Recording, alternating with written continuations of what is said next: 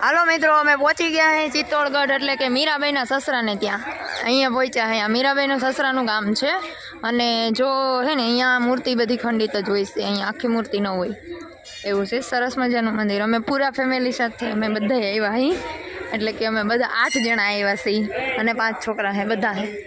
हालो करी ज लईए दर्शन। आ मारा रमीलाबेनना विडियो बधा जोता रहेजो हो मित्रों।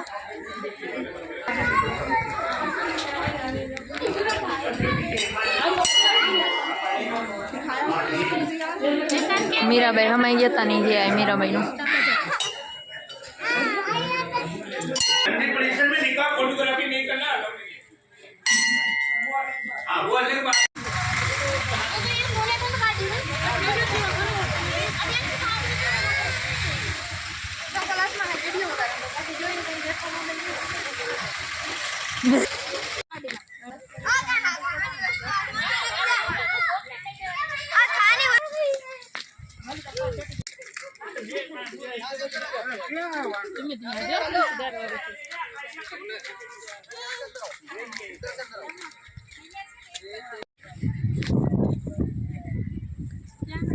जो अँ बधा फोटा पाड़े। बहुत मस्त जगह है।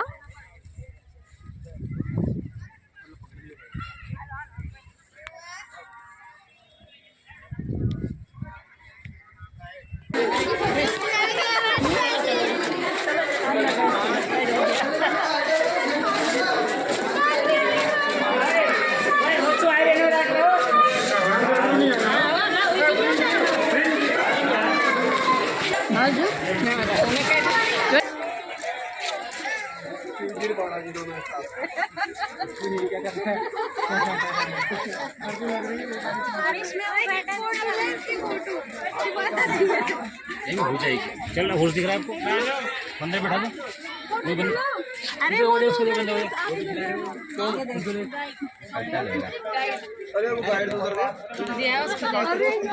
कल को दुर्घटना ना होगी, उतरने के लिए चारों तरफ कोई सीढ़ियाँ नहीं बनी थी। दूसरा ये है कि जो वर्षा आती है तो पानी भरा जाता है, और तीसरा ये है कि जब पानी भराता है तो ये विजय स्तंभ जो बना हुआ 550 इसकी नींव बहुत कमजोर हो जाती है। तो तीनों मुख्य कारण को देखते हुए 40 से 50 साल पहले इसको पूरा भराव कर दिया था। ये तो हो गया जौहर स्थल, ये पूरा जौहर स्थल। अब बात करते हैं जौहर की। तो चित्तौड़गढ़ किले पर 3 बार जौहर हुए। फर्स्ट होता है 1303 में जब अलाउद्दीन खिलजी अटैक करता है तो रानी पद्मिनी ने 16,000 लेडीज के साथ में जौहर किया था। ऐसे बताया जाता है कि 16,000 लेडीज है।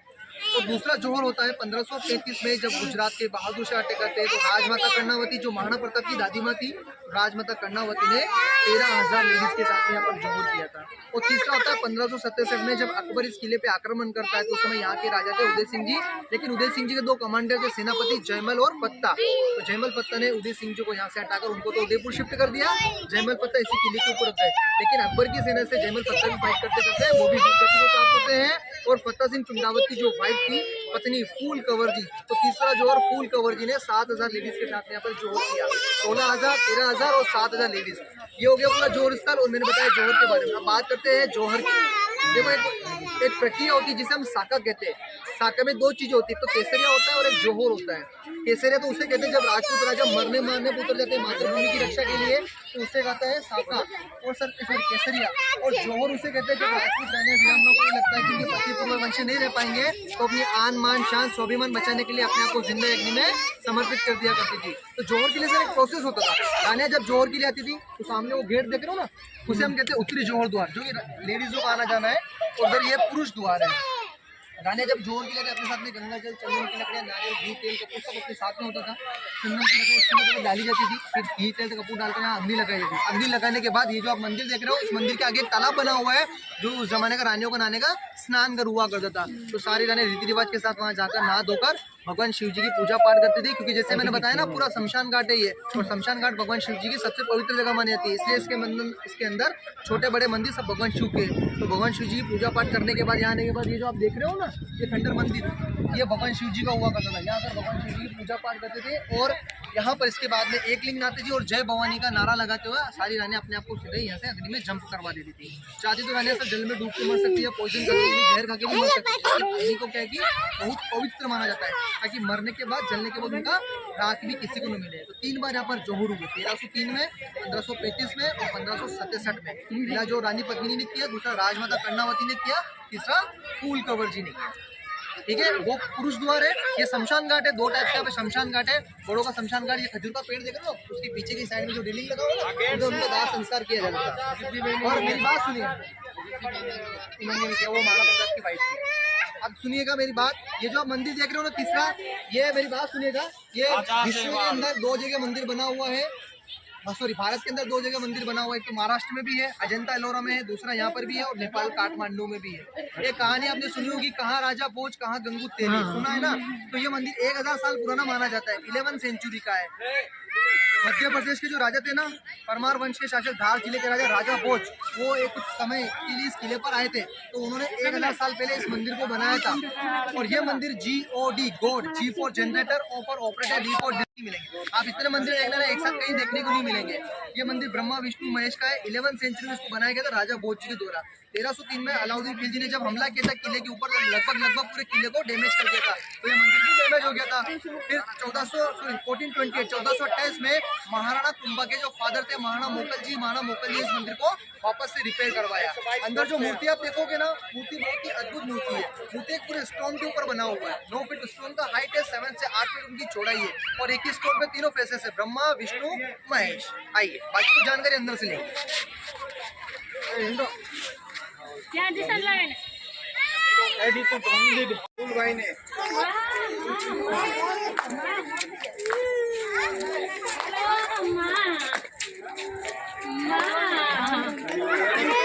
बचपन में जब छोटा बच्चा होता है ना, नजर से बचाने के लिए काला टीका लगाते हैं, उसी तरह से इस मंदिर को नजर से बचाने के लिए इस पिलर के अंदर काला पत्थर लगाया गया है।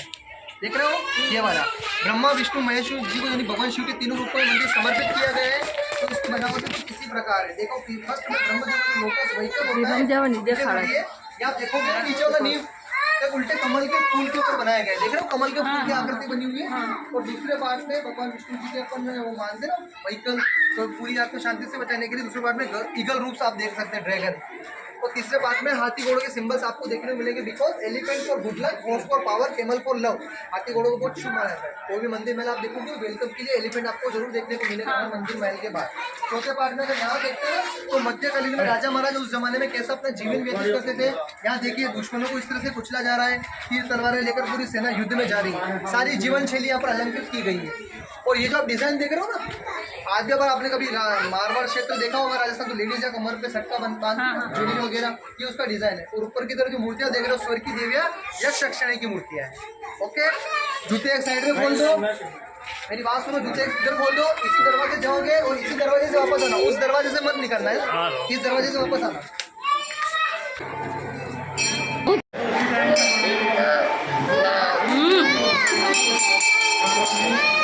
हाँ वगाड़ो, कम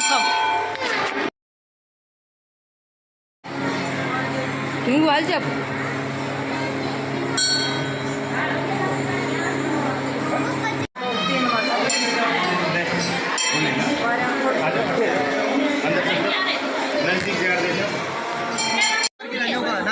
बच्चे नहीं उतर पानी का भराव ज्यादा है। ये आप देख रहे हो ना, ये इसको गौमुख कहते हैं। ये पूरे किले के अंदर 84 पानी के तालाबों में से सबसे प्रसिद्ध तालाब है ये। और ऊपर खंडर हवेली देख रहे हो ना, जयमल भत्ता की हवेली है वो। जाना तो बिल्कुल आप बिल्कुल जा सकते हो, लेकिन आपको सिक्योरिटी उतर के 70 से सीधे उतर के जाना पड़ेगा। देखना है ये तो यहीं से देख लो।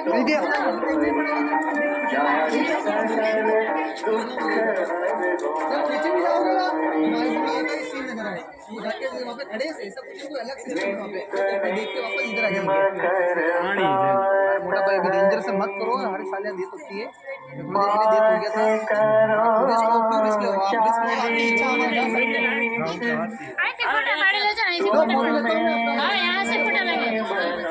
इससे अच्छा तो और आगे भी देखेंगे। आयो भी जाओ, आयो भी आए, ये तो करना था।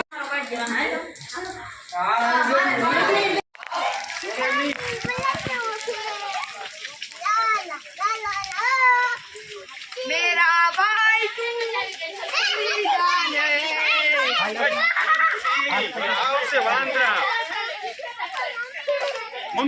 છોકરો છે અત્યારે લે આજ તો જો વરસાદ ચાલુ થઈ ગયો છે અને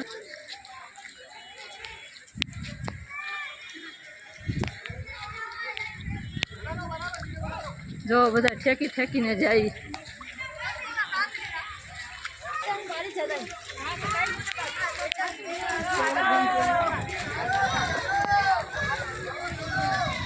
બોલીને સપાટ લઈ જો અમાર દીવ ને કેવી મજા આવે. એ દીવ જો છત્રીમાં છત્રીના તો ફોટા ને વિડિયો અસલ આવે ને એટલે લીધી હતી પણ તારે વેચ કે થયો અમે ઉતારી દીધી ને માસી પાસે ફોટા નથી રહ્યા છત્રીના રવિના જોશી કેવી ભઈડા અમારા પાસે મીડિયામાં આનો લ્યો ગિલ્લી ફોટા પાડલા અમારા પાસે લે વિડિયોમાં લ્યો તારા મારા નહીં રહેલો એટલે પકડ આ અમારા બેન ને બનાવી છે. હવે હે ને આ હારા બનાવી જો બે મજાક કરે. મજાક નથી કરતા બહાર થી અમે બે અહીંયા નકરા આના ભાઈઓ જ બેઠા અહીંયા ભેગા કરીને રાખ્યા અહીંયા કેવા ભાઈઓ હતા એના બીક લાગતી હતી.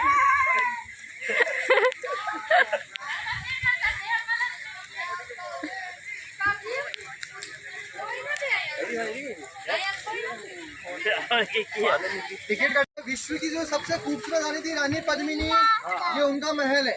देखिए पुराने जमाने में एसी कूलर एयर कंडीशनर पंखे नहीं होते थे, तो राजा अपनी रानी के लिए स्पेशली जल के अंदर महल को बनवाते थे. जैसे आपने उदयपुर सिटी पैलेस देखा होगा, होटल बना हुआ है लेक पैलेस, जयपुर में जल महल बना हुआ है, तो उसी तरह से इसको पानी के बीच में बनाया गया है. कड़ी गर्मी के 4 से 5 महीने रानी पद्मावती जी इसी महल के अंदर बिताया करती थी. कितने महीने? 4 से 5 महीने. और बाकी के जो दिन बचते थे